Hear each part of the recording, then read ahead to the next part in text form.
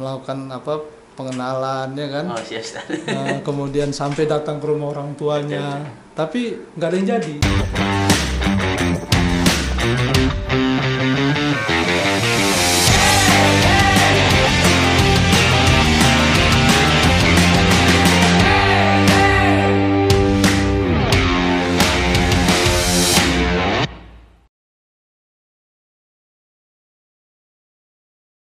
Baik, bismillahirrahmanirrahim. Assalamualaikum warahmatullahi wabarakatuh.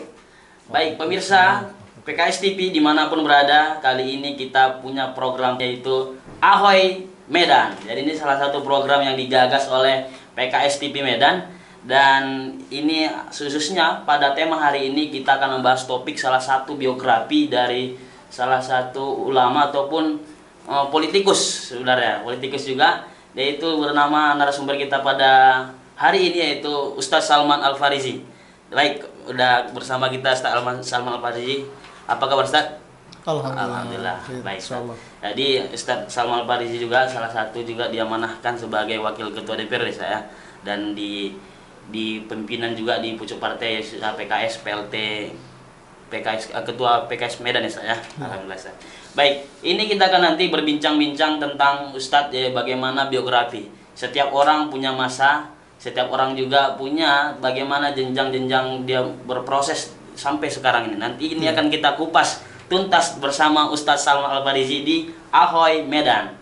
Oke, jadi langsung saja kita masuk di diskusi kita pada hari ini bersama Ustadz Salman Al-Farizi. Ya, khususnya kita pengen tahu ini lebih dekat dengan Ustadz Salman Al-Farizi, yaitu tentang masa mudanya, bagaimana dan lahir di mana dulu Ustadz. Mungkin teman-teman juga pengen tahu Ustadz. Baik, assalamualaikum warahmatullahi wabarakatuh. Waalaikumsalam. Ahoy Medan. Ya, alhamdulillah bersyukur kita kepada Allah Subhanahu Wa Taala. Pertemuan ini adalah merupakan saat-saat kita bisa saling menggali potensi kita, menggali inspirasi kita. Ya, mudah-mudahan ke depan pertemuan seperti ini bisa menjadi pandangan tersendiri ya bagi kawan-kawan, terutama kaum milenial. Saya Salman Al-Farizi, saya lahir di Medan tanggal 6 Juni tahun 1973. Berarti 48 tahun yang lalu. Jadi alhamdulillah berasal dari keluarga biasa lah ya kan, karena orang tua juga dari saya belum lahir juga sudah pedagang ya, sebelumnya juga pedagang kaki lima, dan sampai sekarang berjualan di pasar ikan lama, salah satu pasar tradisional milik pemerintah Kota Medan atau perusahaan daerah Kota Medan. Dan tepatnya saya lahir di Kecamatan Medan Area, ya, di daerah kawasan Jalan Bromo, Jalan Seto, mungkin semua Kota Medan kenal lah ya dengan kawasan seperti itu. Dan alhamdulillah di Kota Medan saya memang dari sisi pendidikan itu dari mulai lahir itu sampai tamat SD di Medan. Ya. Selebihnya saya lebih banyak di Jawa karena mengecam pendidikan di Jawa di lingkungan pesantren. Ya. Jadi saya dikirim ke Jawa Timur di salah satu pondok pesantren tradisional juga ya. Kemudian setelah itu saya di salah satu institusi perbankan, institusi pendidikan perbankan syariah di Ciputat, yaitu Syariah Banking Institute. Setelah itu baru ke Madinah untuk melanjutkan S1, kemudian S2 di Universitas Kebangsaan Malaysia. Itulah kira-kira biografi secara umum lah terkait dengan lahir di Medan, kemudian pendidikan, Bang Alan. Luar biasa, Ustaz. Jadi tadi mengenai tadi, Ustaz, menarik kalau kita mungkin melihat khususnya tadi masalah pendidikan, Ustaz ya. Yeah. Pasti kan ada juga tolak ukur mungkin peran selain ya mungkin keridhaan Allah Subhanahu wa taala, ada keridhaan dari orang tua. Itu bagaimana, Ustaz? Yeah. Atau ada histori tersendiri, boleh diceritain, Ustaz? Jadi dari kecil memang saya sebetulnya lahir itu dalam keadaan tidak normal sebetulnya. Ya kalau orang kan cukup bulan ya, 9 bulan. Kalau saya 8 bulan. Oh begitu Ustaz. Jadi kalau orang apa namanya, istilahnya apa itu namanya? Karena tidak cukup bulan, biasanya kalau 8 bulan itu keluar itu dia kecil lagi dia. 7 bulan besar, kemudian 8 kecil lagi. Jadi pada waktu itulah saya lahir, dan memang ketika saya lahir itu tidak diharapkan hidup itu ketika itu. Siapa yang mengharapkan sih? Enggak, maksudnya tidak diharap karena kondisinya. Oh, karena kondisi lahir dalam keadaan tidak normal, itu masuk inkubator dan lain sebagainya, dimandikan dengan minyak makan, tidak boleh kena air dalam beberapa bulan. Kemudian dikasih nama, ya dikasih nama. Pada waktu itu kebetulan karena kondisi memprihatinkan, belum dikasih nama dulu. Jadi habis itu baru kemudian kedua orang tua alhamdulillah berangkat haji. Ketika itulah orang tua ini sholat di salah satu masjid di 7 masjid di Madinah. Jadi kan di Madinah itu ada masjid-masjid 7 sahabat. Ya, di antaranya Masjid Salman Al-Farisi. Jadi mereka berdua sholat sunnah di sana. Sekarang masjidnya udah nggak ada lagi. Digusur atau dipindah? Udah dipindah atau digusur. Sekarang udah nggak ada lagi. Saya di Madinah pun sudah tidak ada lagi. Jadi sholat di sana, kemudian kembali dari Mekah, dari haji baru dikasih nama Salman Al-Farisi. Jadi itu kisah tentang diberikan nama. Jadi dari nama ini kan nama sahabat, ya, iya, nama sahabat Rasulullah SAW. Tentu dari nama ini saja kedua orang tua saya berpikir mempunyai cita-cita besar dengan nama ini.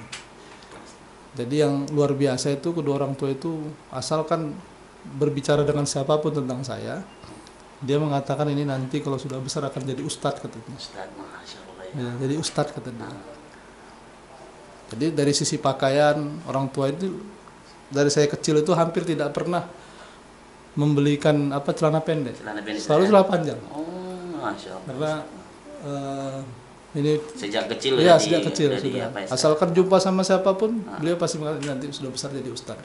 Kemudian beliau juga orang tua ini, ayah saya terutama ya selalu sejak kecil itu menceritakan tentang kisah-kisah para ulama yang dikagumi beliau.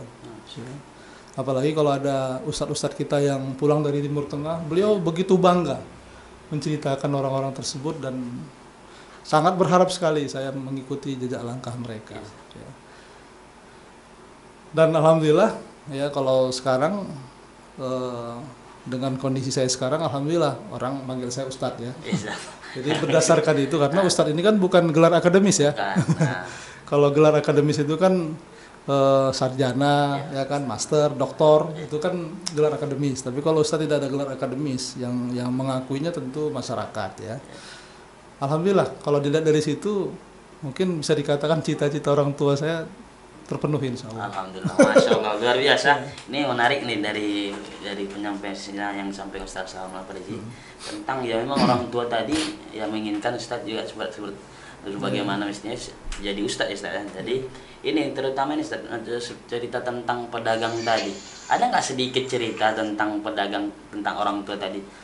Kendala-kendala ataupun ya suka dukanya lah Ustaz ya. Ya, jadi sebetulnya orang tua kan merantau semenjak belum menikah, ya belum rumah tangga sudah merantau ke Kota Medan. Kemudian cikal bakalnya memang pedagang kaki lima. Jadi beliau menggelar tikar, berdagang kaki lima. Kemudian ya sudah suka dukanya bisa jadi dulu itu kadang bisa berjualan, kadang tidak bisa berjualan, biasalah kan. Kemudian naik peringkat itu jualan imitasi cincin perhiasan imitasi ya. Ini enggak imitasi ya Bang ya. Ya, oke. Pakai kotak-kotak begitu ya kan. Kemudian alhamdulillah akhirnya bisa berjualan di salah satu kios di Pasar Ikan Lama, dan sampai hari ini. Sampai hari ini masih berjalan. Semenjak saya belum lahir pun beliau sudah jualan di sana sampai hari ini. Jadi bisa dikatakan kami ini keluarga pedagang kecil lah. Ya. Nah mudah-mudahan dari situ ya kita melihat cita-cita kemudian usaha kedua orang tua itu kan berkah ya. Jadi kalau saya memandang kita harus mendapatkan berkah dari orang tua dulu lah ya, selain mendapatkan berkah dari yang lainnya. Ya, supaya apa? Supaya kehidupan kita ini nyaman, ya, kehidupan kita ini lancar dan selalu diridhoi oleh Allah Subhanahu wa taala. Masya Allah. Jadi Ustadz sebagai seorang tokoh politik juga, Ustadz juga pernah dikabarkan juga waktu itu pernah sebagai tenaga pendidik atau pengajar atau dosen. Itu Ya. bagaimana Ustadz kisahnya?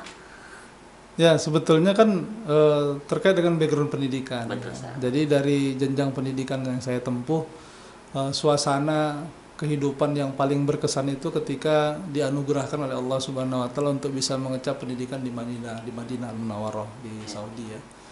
Kota Rasul sallallahu alaihi wasallam. Saya rasa kesempatan itu sangat berharga sekali bagi kehidupan saya. Jadi di Madinah itu saya mengecap pendidikan selama 4 tahun, ya. Di sana kami alhamdulillah, ya, seluruh pelajar di Madinah itu berbeasiswa. Bahkan diberikan uang saku setiap bulannya sekitar, kalau uang sekarang 3 juta rupiah itu setiap bulan bagi setiap siswa. Dulu udah besar kali Ustadz ya. Enggak, uang sekarang lah. Oh sekarang, oh dirupiahkan sekarang ya. Oh iya. Sekitar 3 juta rupiah. Sekarang pun besar juga itu, ya kan? Besar lah Ustadz. Udah bisa antaran. Alhamdulillah. Jadi alhamdulillah, bukan aspek itunya, tetapi karena kota Madinah ini kan kota Rasulullah SAW. Di sana lahir para ulama yang berasal dari keturunan para sahabat tentunya kan. Jadi keberadaan kita di sana memberikan kesan yang luar biasa, ya. Nah, kemudian saya melanjutkan S2 di Universiti Kebangsaan Malaysia, jurusan dakwah dan kepemimpinan, ya. Mungkin background sebagai politikus ya mungkin dari situ, karena di Madinah saya kan fakultas dakwah, dan dakwah itu sangat erat kaitannya dengan politik, ya kan. Kemudian juga di Malaysia juga S2-nya memang fakultas pengajian Islam, tetapi dia memang khusus terkait dengan jurusan dakwah dan kepemimpinan, leadership. Dan alhamdulillah itu semua ditempuh karena background pendidikan seperti itu tentunya punya tanggung jawab juga untuk mengajarkan ilmu kan.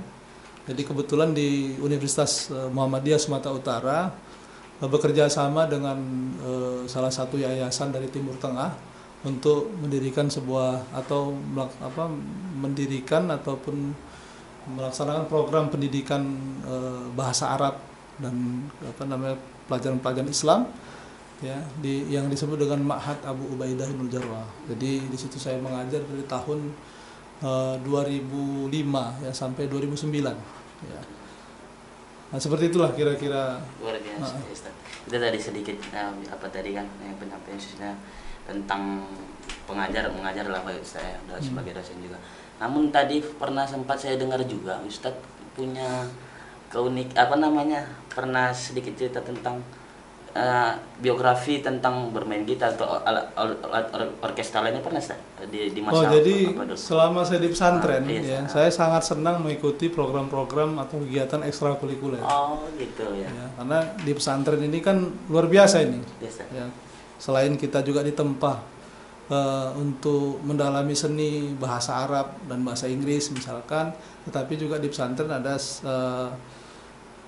juga program-program kegiatan ekstrakurikuler terkait dengan seni musik, seni teater, kemudian seni bela diri dan lain sebagainya itu kan ada, atau seni olahraga dan sebagainya. Jadi kebetulan entah kenapa saya senang gitu, ikut-ikut saja gitu, nggak terlalu mendalami juga kan. Misalkan di pesantren itu ada seni teater, ya. Yes. Bahkan untuk kalau sekarang itu apa namanya? Kalau dulu namanya pantomim. Pantomim itu seni gerak yang bergerak itu tapi tanpa suara, ya, berdrama bergerak tanpa suara, itu pantomim. Alhamdulillah pada waktu itu ada semacam perlombaan pantomim untuk tingkat SLTA se-Jabotabek, Jakarta, Bogor, Tangerang, Bekasi. Jadi Pondok Pesantren Darun Najah ketika itu mengutus saya dan kawan saya sebagai utusan perwakilan dari pesantren dari seluruh SLTA ikut serta di situ. Alhamdulillah mendapatkan juara 1. Betul, ya. Kemudian yang kedua juga saya ikut juga marching band atau drum band ya kalau sekarang. Yes. Kalau kita kenal drum band ya. Nah, itu main-main alat drum band itu hampir hampir semua saya pernah memainkannya, seperti saksofon, trompet yang 3 kemudian ya macam-macam alat ya. Termasuk juga saya bisa, bukan pintar juga, bukan pandai ya, bukan profesional, Tapi hampir bisa semua digunakan, memainkan ya. gitar juga. Jadi hal itu dalam rangka ya mungkin saya suka berkawan mungkin ya, Iya, sudah betul. suka berkawan, jadi Iya. suka ikut kegiatan-kegiatan seperti itu dalam rangka supaya banyak kawan lah gitu Iya, aja. betul, betul. Luar biasa. Gitu. Oke, jadi itu tadi luar biasa tentang, dan ini ada pertanyaan Ustaz khususnya tentang apa namanya, sebagai seorang tokoh politik Ustaz juga eh, menjadi motivasi Ustaz, khususnya jadi motivasi yang ketika Ustadz ya dibilang orang kan ada maaf katanya slogan-slogan orang ataupun ya jasmin seseorang, ya Ustadz itu udahlah gak usah berpolitik lah, udah dia di apa aja ya sebagai penceramah aja udah cukup aja. Jadi apa yang memotivasi Ustadz untuk turun masuk kancah dunia politik Ustadz? Ya, jadi sebetulnya saya teringat pesan salah seorang kiai di pondok pesantren Gontor Ponorogo yang pesan itu sangat berharga bagi setiap santri yang berafiliasi dengan Pondok Modern Gontor lah mungkin ya. Itu mengatakan sesibuk apapun kalian jangan lupakan atau jangan tinggalkan dua hal. Yang pertama beraktivitas ekonomi, yang kedua mengajar. Nah, jadi dua hal ini jangan sampai kita tinggalkan. Jadi apapun kita tetap berbisnis. Maksudnya buat usaha-usaha yang terkait dengan masalah ekonomi ya, entah itu menanam modal atau berdagang atau apapun ya yang bisa, atau berinvestasi ya dan lain sebagainya, apapun ya. Kemudian yang kedua mengajar ya, walaupun mau jadi presiden sekalipun jangan lupa mengajar, karena mengajar itu adalah merupakan warisan yang paling luar biasa bagi orang-orang atau generasi setelah kita, bahwa mereka akan bangkit kalau seandainya itu prestasi mereka karena tunjuk ajar kita, itu luar biasa ya, anugerah yang bisa kita dapatkan dari Allah Subhanahu wa taala. Jadi berdasarkan itu maka apapun profesi kita ya, kita harus jangan tinggalkan dua hal itu ya, bisnis dan mengajar. Oleh sebab itu kalau cita-cita orang tua itu ingin menjadi seorang ustadz, otomatis kan cita-cita sebagai pengajar ya kan, pengajar ilmu agama tentunya ya. Nah, itu tidak menghalangi bagi seorang yang punya atau berlatar belakang ilmu agama untuk juga berkiprah di bidang-bidang lain, di bidang bisnis, di bidang politik, di organisasi dan lain sebagainya. Justru seorang yang punya latar belakang kafaah atau apa namanya, latar belakang ilmu syar'i, sebetulnya mereka lebih punya pondasi-pondasinya kalau menurut saya. Kenapa? Karena mereka mendalami Al-Quran, mendalami hadis-hadis Rasulullah SAW, dan Allah Subhanahu Wa Taala mengatakan dalam Al-Quran kan, ma faratna fil kitabi min syai', nggak ada yang ditinggalkan dalam Al-Quran itu kan. Jadi kita sebagai orang-orang yang punya latar belakang ilmu agama sebetulnya bisa jadi apapun. Bisa jadi dokter, bisa jadi politisi, bisa jadi pemimpin, bisa jadi apa saja, karena dasarnya semua ada di situ ya, kalau seandainya kita bisa menyadari. Nah, jadi kalau seandainya pun backgroundnya memang dokter, harus juga punya ilmu agama, walaupun sebagai teknokrat atau birokrat atau apapun background agama, jangan sampai ditinggalkan. Nah, begitu juga orang yang punya background agama, dia bisa masuk ke semua sisi, tentu sesuai dengan kadar dan kemampuannya. Seperti itu. Luar biasa Ustaz. Tapi ada pernah salah satu tokoh, dan alhamdulillah yang bukan apa ya, kita lihat hari ini juga kabar khususnya Ustadz kita, Ustadz Ilmi Aminuddin dalam Quran almarhum, dan pernah dalam suatu orasi tengok di dalam video kajian itu, khususnya disampaikannya ya, kalau politikus hanya memikirkan pilkada ke pilkada, tapi kalau kita seorang dai memikirkan bagaimana kebermanfaatan. Itu bagaimana tanggapan Ustadz tentang statement seperti itu? Ya, alhamdulillah saya sekarang berada di atau berkiprah di salah satu partai, yaitu PKS, Partai Keadilan Sejahtera. Dan yang membuat saya nyaman dengan PKS ini, yang pertama asasnya Islam. Ya. Kemudian yang kedua, partai ini adalah satu-satunya partai yang mencantumkan kata-kata dakwah sebagai salah satu misinya, visi dan misinya sebagai partai dakwah. Ya. Dan itu sangat sesuai dengan background pendidikan saya. Saya kan dari awal memang fakultas dakwah kan. Fakultas dakwah. Jadi berkiprah di partai ini juga sesuai dengan background pendidikan, dengan rasa, dengan perspektif dan lain sebagainya, sehingga rasanya nyaman lah ya berada di Partai Keadilan Sejahtera dan berjuang bersama-sama ya.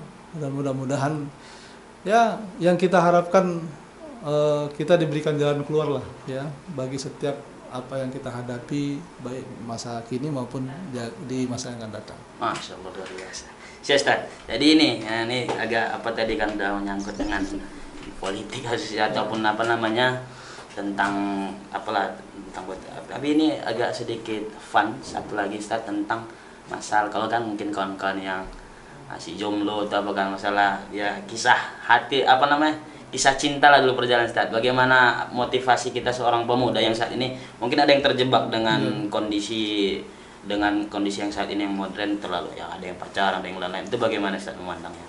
Atau ada kisah cinta yang menarik dari diri Ustaz? Jadi saya kalau terkait dengan kisah cinta, saya punya pengalaman ya menginginkan seorang perempuan menjadi istri saya itu beberapa kali sudah sampai kepada mendatangi beberapa. Bahkan bisa dikatakan kalau nggak salah sampai 5 orang itu ya saya melakukan pengenalan ya kan. Kemudian sampai datang ke rumah orang tuanya, tapi nggak ada yang jadi. Oh gitu. Nggak ada yang jadi. Ya. Sampai bisa dikatakan udahlah nanti aja lah mikirkan itu. Betul. Tapi di situ saya berpikir gitu ya. Memang masalah jodoh itu di tangan Allah. Ya. Jadi Allah Subhanahu Wa Taala yang memilihkan itu kan. Jadi udah lamar kesana kemari, pengenalan, penjajakan ke beberapa ya kan. Tapi itulah ya. Jadi akhirnya umur 27 tahun lah saya baru menikah ya. Dan alhamdulillah ya. Dari situ kita bisa mengambil ibroh ya bahwa pertama kita harus menjaga kesucian hati kita lah ya, kemudian menjaga kesucian diri kita, maka pernikahan itu harus diusahakan ya. Jangan sampai kita diam itu nggak nikah orang nyari aja pun nggak nikah baru diam aja kan. Di rumah aja nunggu. Jadi itulah hikmah ya. Usaha itu tetap harus kita lakukan. Dan alhamdulillah. Dan kalau seandainya pun kita ditakdirkan berumah tangga, kita serahkan semua kepada Allah Subhanahu Wa Taala kan. Betul, kalau itu yang terbaik, maka Allah akan menjaga keluarga kita insya Allah. Oke, baik Ustaz. Nah, tadi tentang ya ini ya. Jadi jangan pernah pasrah sebenarnya. Jadi nilai titik poin dari para jombloers khususnya kawan-kawan yang lain gitu kan. Oh enggak kawan lagi Ustaz. Udah selesai rumahnya kan. Lupa pula nanti statusnya nih. Oke, baik. Ini yang terakhir ini bagaimana sih ya khususnya Ustaz Salman juga ini memotivasi khususnya para kaum milenial, anak-anak muda ini tentang macam Ustaz kan udah diamanahkan saat ini sebagai wakil ketua DPRD kan khususnya. Itu kan masalah jabatan dunia sebenarnya Ustaz ya. Ya tapi memotivasi khususnya kan ada nilai visi misi kepada kawan ataupun anak-anak muda agar bisa ya hidupnya itu bermanfaat khususnya Ustaz. Ustaz silakan. Iya, jadi sebenarnya kita ini yang penting menjalani yang harusnya kita jalani. Ya. Dari apa yang sudah terjadi di sekitar kita itu semua adalah ibroh kan. Itu adalah pelajaran. Mungkin kita menghadapi hidup kita ini itu dikasih Allah Subhanahu Wa Taala perumpamaan. Ini buruk, jangan kerjakan. Oh ini baik, kerjakan. Kalau itu saja sudah menjadi sudah menjadi cara kita untuk menjalani hidup. Itu insya Allah kita akan diberikan pilihan yang terbaik. Itu aja. Jadi caranya dulu. Kita menjalani cara yang benar dulu, cara yang baik dulu, cara yang tepat dulu. Kalau ada terpleset sedikit itu biasa, manusia tidak mungkin terlepas dari kesalahan dan khilaf ya. Nah, gitu juga dengan anak-anak milenial.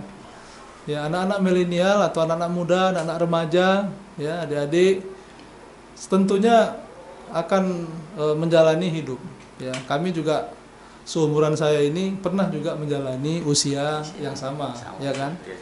Tapi ketika dijalani, yang penting pilihan itu kadang-kadang kita nggak bisa milih lagi gitu. Kita harus menempuh jalan ini, gitu ya. Ya kita jalani aja, insya Allah. Asalkan kita pasrah hanya kepada Allah Subhanahu Wa Taala, Allah akan tunjukkan jalan untuk adik-adik sekalian ya di kemudian hari. Tapi kalau seandainya kita tidak menjalani jalan yang semestinya, maka kebinasaan bisa jadi mengintai kita. Nah, itu yang harus hati-hati kepada adik-adik remaja dan milenial terutama. Ya, oleh sebab itu termasuk posisi mungkin saya sekarang sebagai wakil ketua DPRD Provinsi Sumatera Utara, itu juga bukan pilihan sebetulnya, tetapi itulah yang dipilihkan.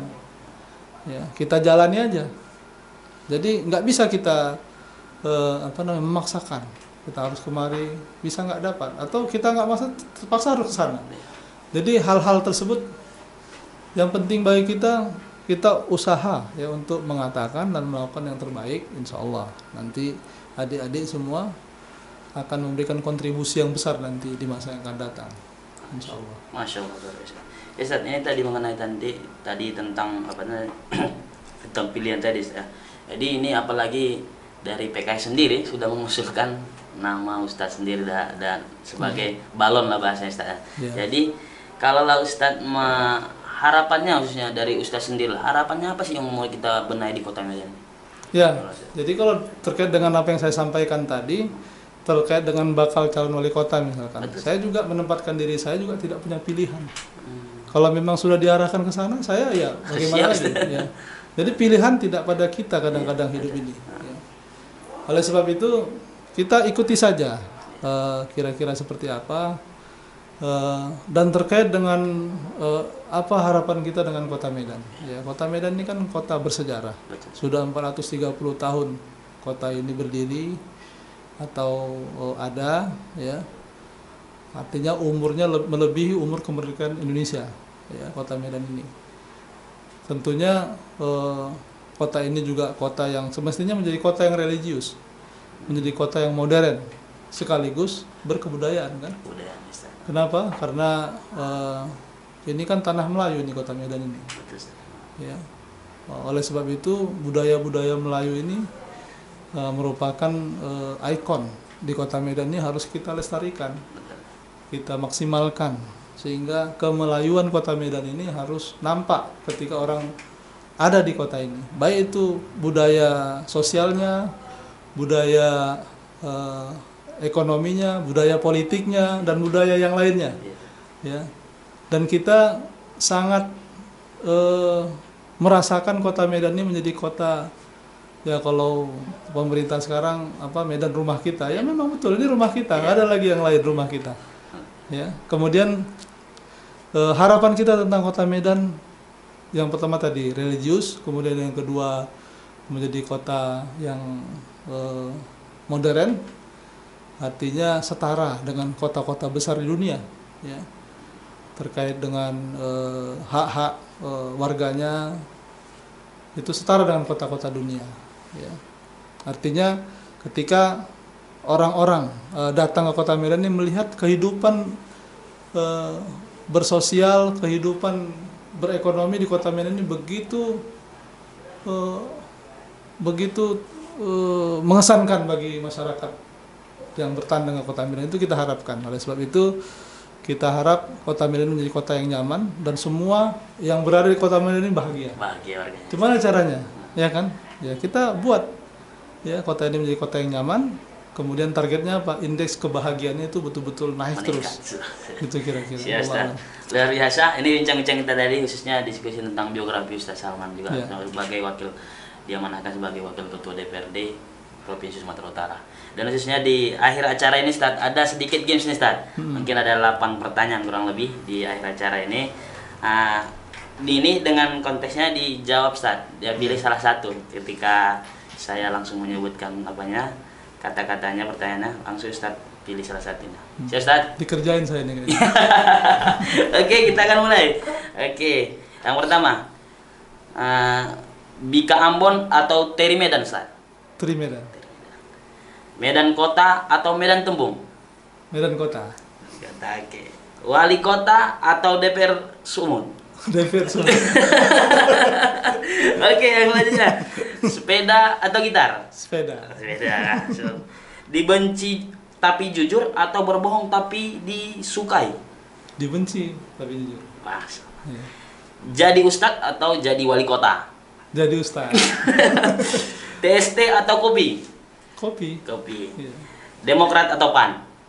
Demokrat. Oke, baik, itu tadi perbincangan kita. Itu nanti ya, kita dari hasil diskusi tadi bagaimana khususnya biografi dari Ustaz Salman sudah kita lihat luar biasa, bahkan perjalanan atau proses dari Ustaz Salman bukan yang semudah yang kita bayangkan saya. Bahkan semua itu pasti ada lika-liku kehidupan, itu pasti ada. Apalagi dari keluarga besar yang dari seorang pedagang ataupun di antara semua teman-teman juga jangan pola pasrah-pasrah kali kan Ustaz ya. Jadi ini salah satu motivasi yang kita ambil hikmah dari hasil diskusi kita pada hari ini ataupun pada acara ini, yaitu acara tentang Ahoy Medan di dalam topik yaitu tentang biografi Ustaz Salman. Oke, jadi itu aja. Jadi jangan lupa like ke semuanya Ahoy Medan ini, khususnya biar kita kembangkan terus. Jangan lupa di like dan subscribe. Insya Allah kita akan menghadirkan tokoh-tokoh yang lain juga, dan khususnya narasumber-narasumber yang lainnya akan menginspirasi kita di PKS TV Medan bersama program Ahoy Medan. Assalamualaikum warahmatullahi wabarakatuh. Waalaikumsalam.